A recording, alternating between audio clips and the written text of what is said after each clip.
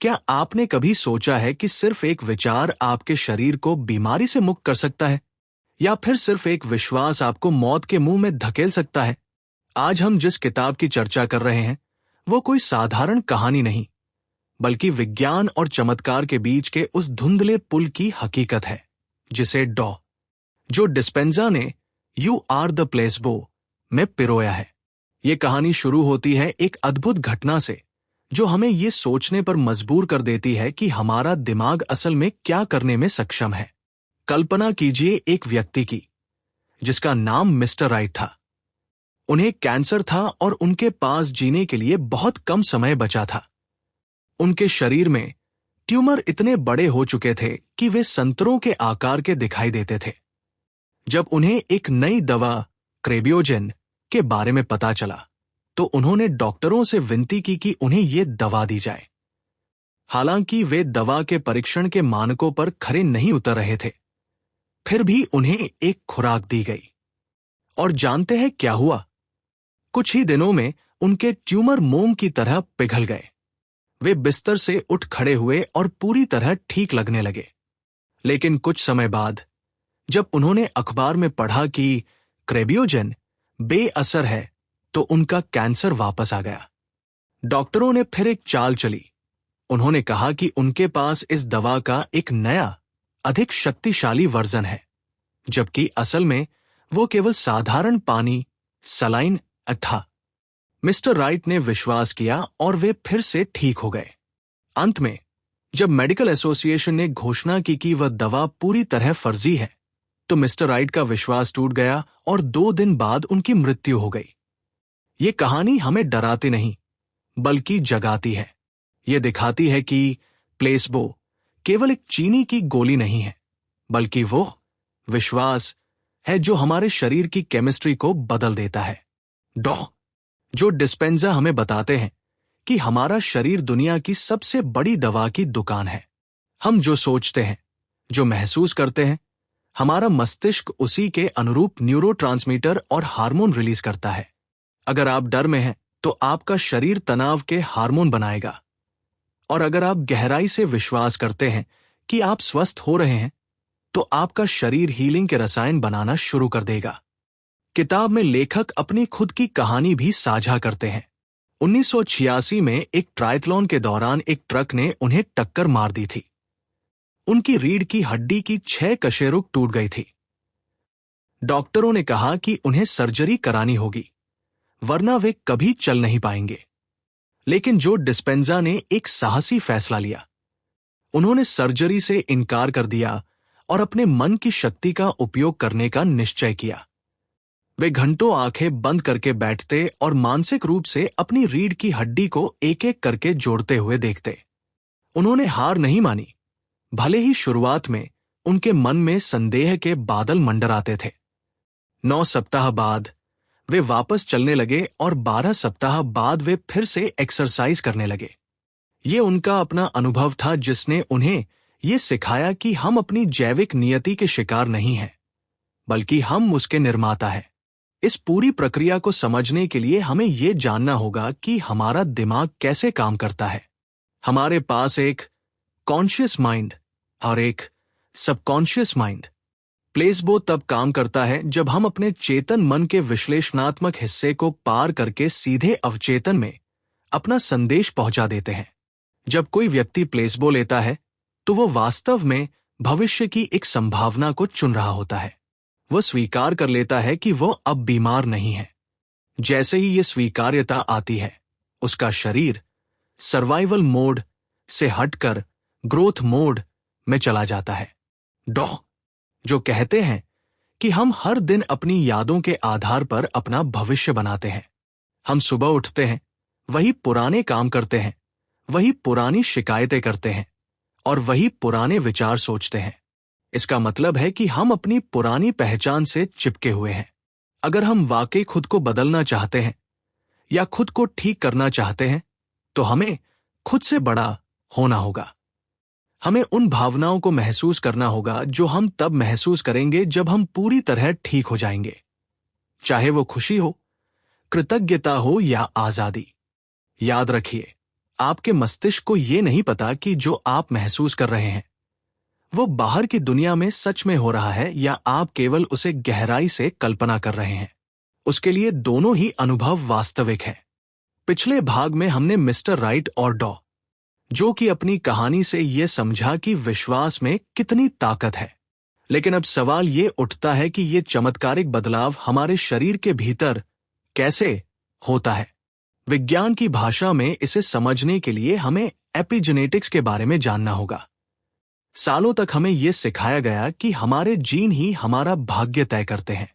अगर आपके परिवार में किसी को दिल की बीमारी या शुगर है तो आपको भी होगी, ऐसा माना जाता था। लेकिन डॉ जो हमें बताते हैं कि यह पूरी तरह सच नहीं है। हमारे जीन एक ब्लूप्रिंट की तरह है, लेकिन वे हमेशा ऑन या ऑफ होते रहते हैं, और जो चीज उन्हें स्विच करती है वह है हमारा पर्यावरण। लेकिन यहां एक ट्विस्ट है। हमारा शरीर बाहरी पर्यावरण और हमारे आंतरिक पर्यावरण के बीच फर्क नहीं कर पाता। जब आप किसी पुरानी बीमारी या तनाव के बारे में सोचते हैं तो आपका शरीर तनाव के हार्मोन जैसे कोर्टिसोल और एड्रेनालाइन रिलीज करता है। ये हार्मोन आपके जीन्स को बीमारी वाले सिग्नल भेजते हैं।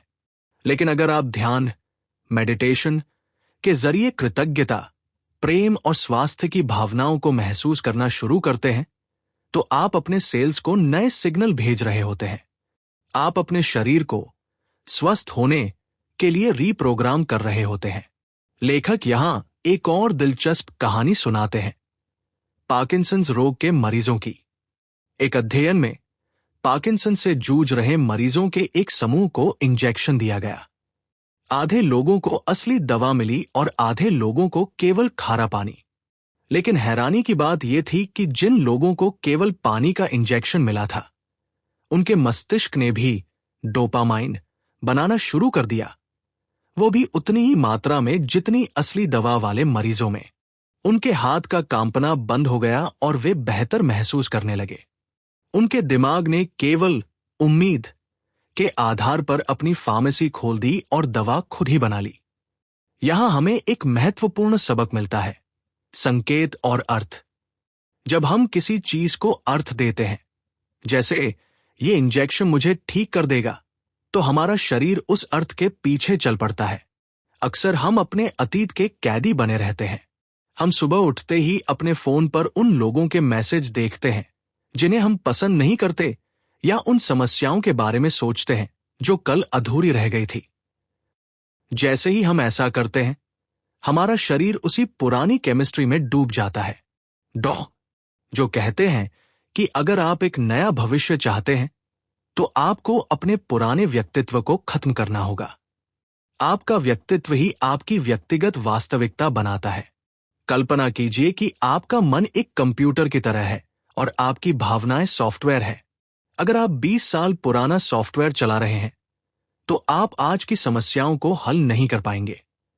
प्लेसबो इफेक्ट का मतलब है अपने सॉफ्टवेयर को अपडेट करना। इसके लिए आपको क्वांटम फील्ड में उतरना होगा। क्वांटम भौतिकी के अनुसार हर संभावना पहले से ही मौजूद है। आप स्वस्थ हैं, आप अमीर हैं, आप खुश हैं। ये सभी संभावनाएं एक फ्रीक्वेंसी के रूप में ब्रह्मांड में मौजूद है। जब आप अपनी भावनाओं को उस फ्रीक्वेंसी से मिला लेते हैं तो वह संभावना आपकी हकीकत बनने लगती है। लेखक एक और उदाहरण देते हैं, फर्जी सर्जरी। एक मशहूर स्टडी में घुटने के दर्द से परेशान मरीजों के 2 ग्रुप बनाए गए। एक ग्रुप की असली सर्जरी हुई, दूसरे ग्रुप को सिर्फ ऑपरेशन थिएटर ले जाया गया। उनके घुटने पर चीरा लगाया गया और फिर उसे वैसे ही सिल दिया गया बिना कोई सुधार किए। क्या आप यकीन करेंगे, जिन लोगों की फर्जी सर्जरी हुई थी वे भी उतनी ही तेजी से और वैसे ही ठीक हुए जैसे असली सर्जरी वाले। उनका मन मान चुका था कि अब मैं ठीक हो गया हूं, और शरीर ने उस आदेश का पालन किया। डॉ जो चेतावनी देते हैं कि ये सिर्फ पॉजिटिव थिंकिंग नहीं है, ये उससे कहीं गहरा है। ये अपने शरीर को उस भविष्य के लिए प्रशिक्षित करना है जो अभी तक हुआ नहीं है। आपको तब तक कृतज्ञ महसूस करना होगा जब तक कि आपका शरीर ये न मान ले कि वो घटना, स्वस्थ होना, पहले ही घट चुकी है। क्योंकि कृतज्ञता प्राप्ति की अंतिम अवस्था है। जब आप शुक्रगुजार होते हैं तो इसका मतलब है कि आपको वह चीज मिल गई है।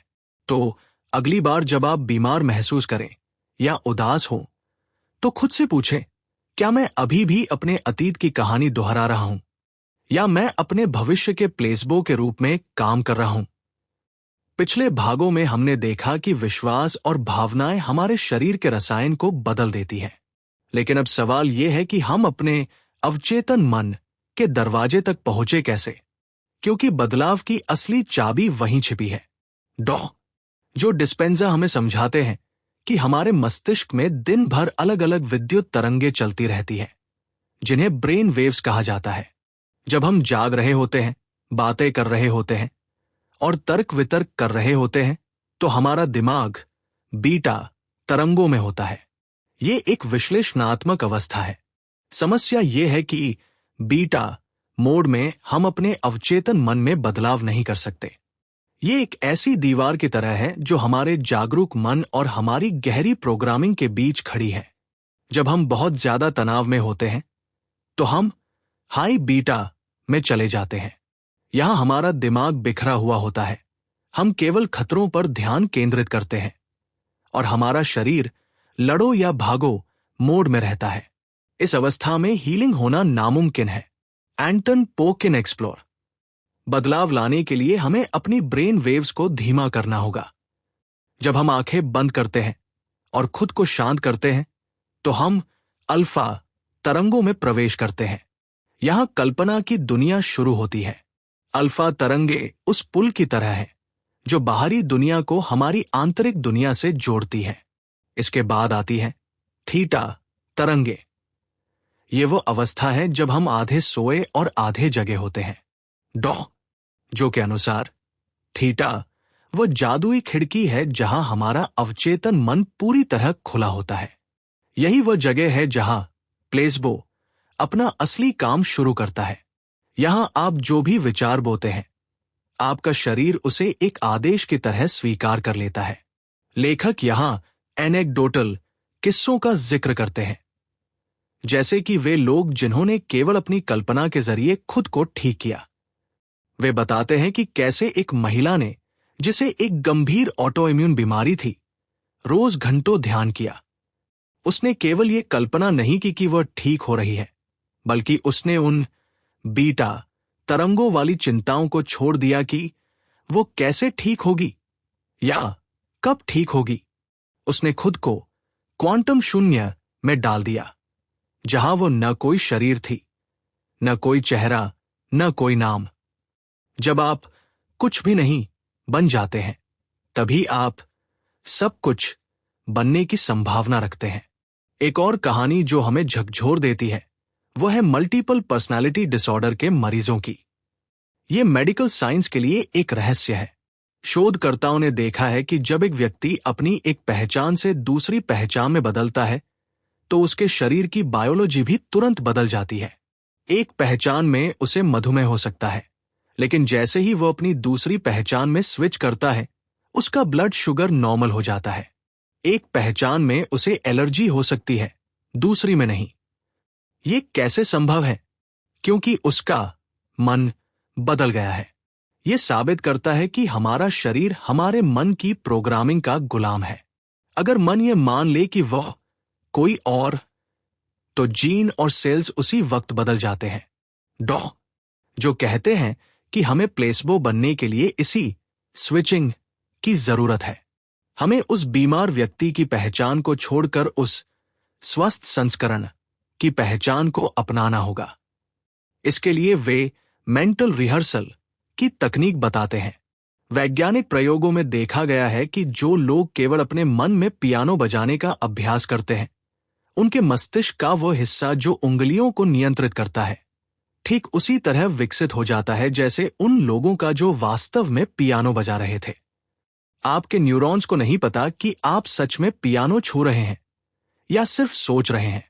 इसलिए यदि आप अपनी बीमारी को ठीक करना चाहते हैं, तो आपको अपने भविष्य के स्वास्थ्य का अभ्यास करना होगा।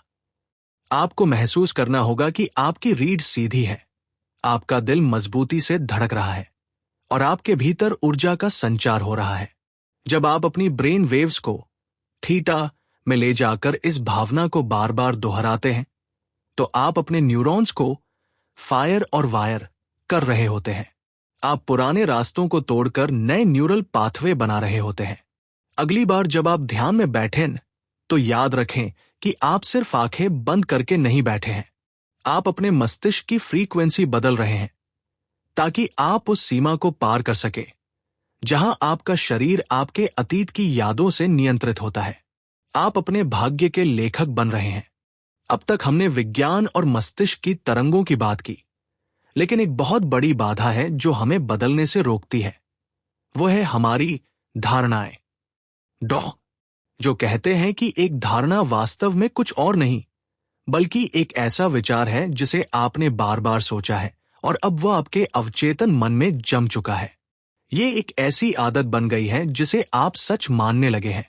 ज्यादातर लोग अपनी धारणाओं को सत्य मानते हैं, जबकि वे केवल उनके अतीत के अनुभवों का एक हिस्सा होती है। उदाहरण के लिए, अगर किसी ने बचपन में आपसे कह दिया कि तुम पढ़ाई में अच्छे नहीं हो और आपने उसे बार बार सोचा, तो वह आपकी बायोलॉजी का हिस्सा बन गया।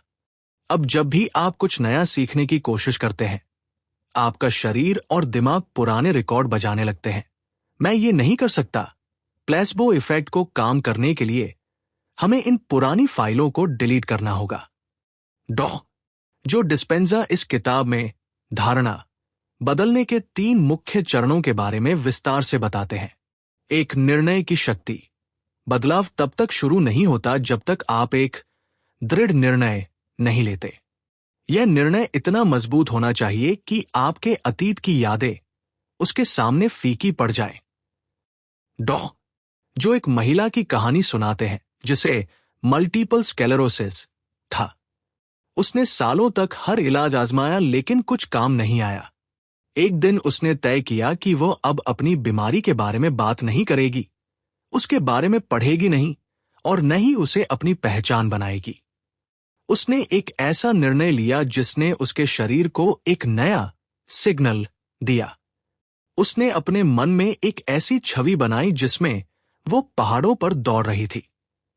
उसका निर्णय उसकी वर्तमान बीमारी से कहीं ज्यादा बड़ा था। 2, विश्वास की अवस्था। विश्वास का मतलब ये नहीं है कि आप खुद को जबरदस्ती ये कहें कि मैं ठीक हूं। विश्वास तब होता है जब आप अपने शरीर को उस भविष्य की भावना से जोड़ देते हैं। जब आप अल्फा या थीटा ब्रेन वेव्स में होते हैं, तो आपको यह महसूस करना होता है कि जो आप चाहते हैं वो पहले ही मिल चुका है।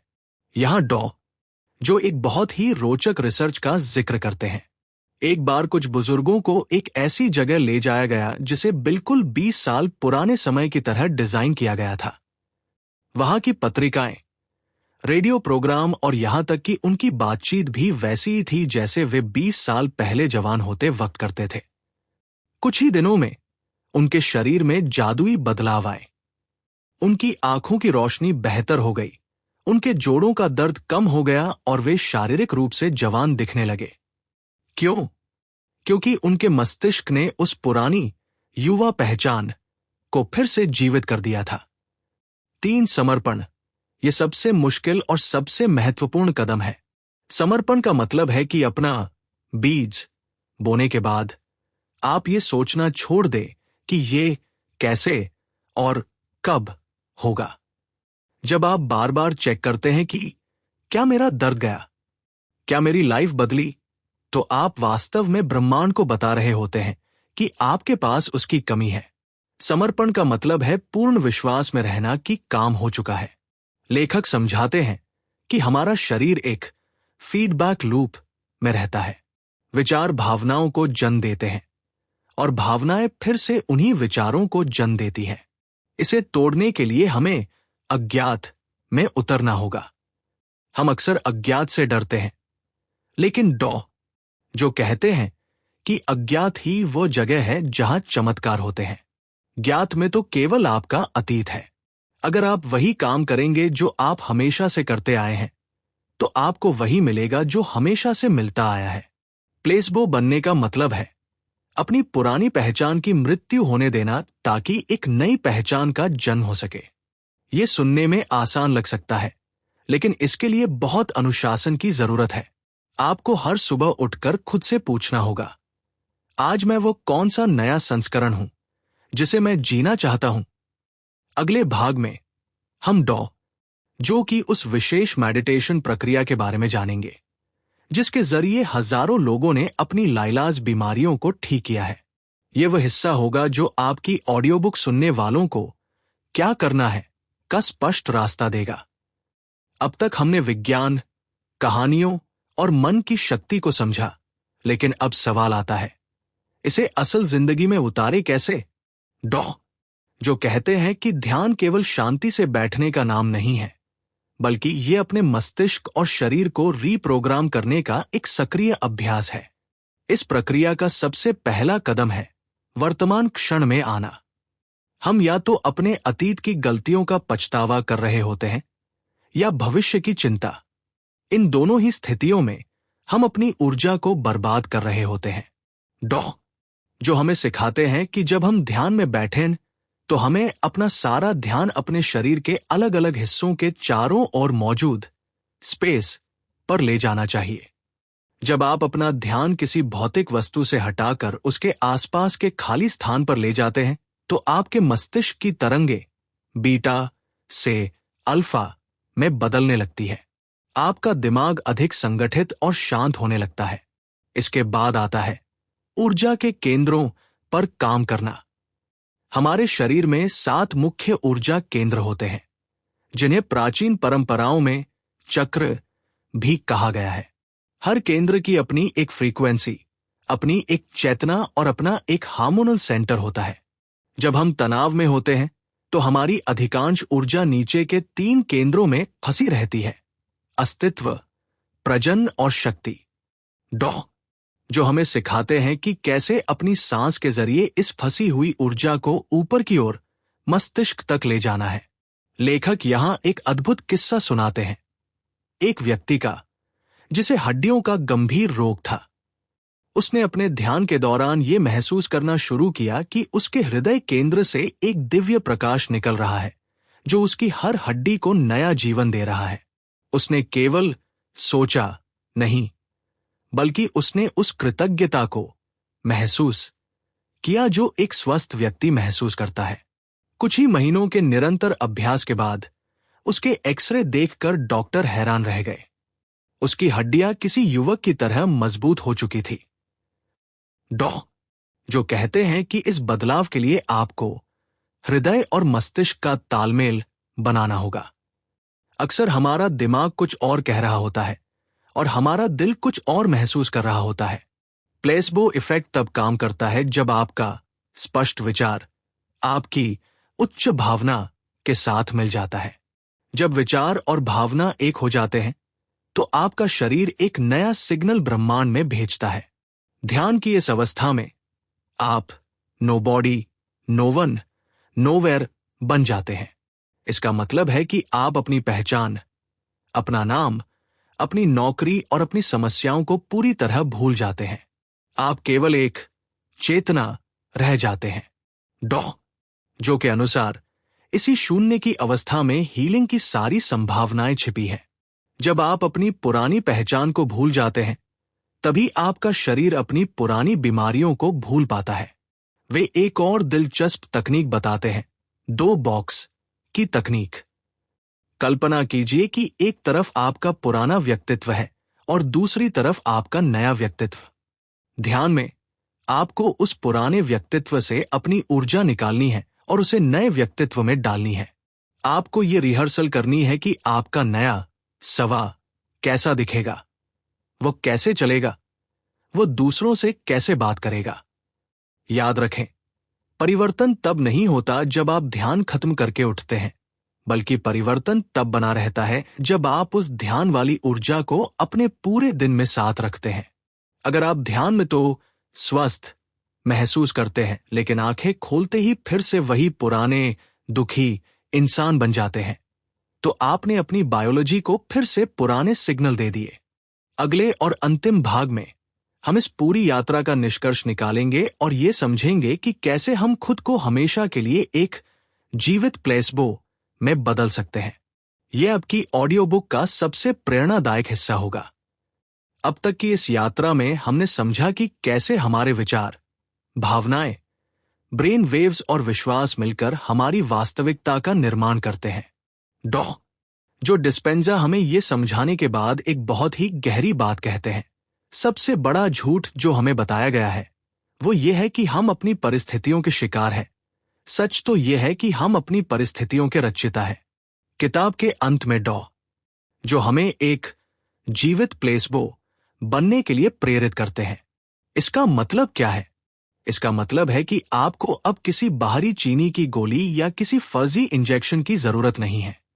आप खुद को ये यकीन दिलाने में सक्षम हो चुके हैं कि आपके भीतर का इनर इंटेलिजेंस आपको ठीक कर सकता है।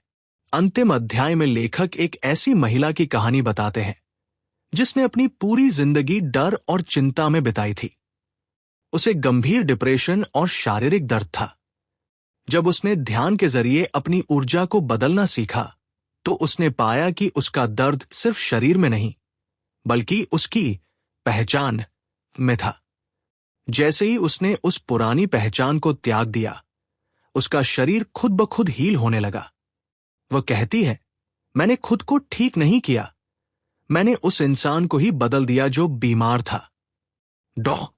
जो सारांश में कुछ मुख्य बातें दोहराते हैं जिन्हें आपको हमेशा याद रखना चाहिए। शरीर मन का गुलाम है। आपका शरीर वो हर चीज सच मान लेता है जिसे आप गहराई से महसूस करते हैं। इसे भविष्य की यादों से भरें, न कि अतीत के दुखों से। कृतज्ञता ही औषधि है। जब आप स्वस्थ होने से पहले ही धन्यवाद कहते हैं तो आप ब्रह्मांड को यह संदेश देते हैं कि चमत्कार हो चुका है। यह सबसे शक्तिशाली अवस्था है। अज्ञात से मत डरो। जब आप ध्यान में बैठते हैं और आपको लगता है कि आप अपना आपा खो रहे हैं या कुछ भी समझ नहीं आ रहा, तो खुश हो जाइए। वही वह पल है जब आप अपनी पुरानी प्रोग्रामिंग से बाहर निकल रहे होते हैं। निरंतरता ही कुंजी है। एक दिन के ध्यान से चमत्कार नहीं होगा। ये एक मेंटल जिम की तरह है। आपको रोज अपने दिमाग के न्यूरॉन्स को नया रास्ता दिखाना होगा। इस किताब का सबसे बड़ा संदेश यही है कि हम सभी के भीतर एक ऐसी शक्ति है जो विज्ञान की समझ से परे है। हम अक्सर बाहर चमत्कार ढूंढते हैं, जबकि हमारा अपना शरीर हर सेकंड लाखों चमत्कार कर रहा है। आपकी कोशिकाएं आपके विचारों को सुन रही है। आपका डीएनए आपके विश्वासों के अनुसार खुद को बदल रहा है। समापन करते हुए, ये ऑडियो बुक केवल सुनने के लिए नहीं है, बल्कि आजमाने के लिए है। जो डिस्पेंजा चाहते हैं कि आप अपनी कहानी के खुद लेखक बने। अगर आप अपनी सोच बदल सकते हैं, तो आप अपनी केमिस्ट्री बदल सकते हैं। और अगर आप अपनी केमिस्ट्री बदल सकते हैं, तो आप अपनी नियति बदल सकते हैं। याद रखें, आप सिर्फ एक शरीर नहीं हैं। आप एक असीमित ऊर्जा है जो अपनी वास्तविकता खुद बना रही है। तो आज से ही एक ऐसे भविष्य की कल्पना शुरू करें जहां आप पूरी तरह मुक्त, स्वस्थ और आनंदित हैं। क्योंकि सच तो यह है, आप खुद ही वह प्लेसबो हैं जिसका आप इंतजार कर रहे थे।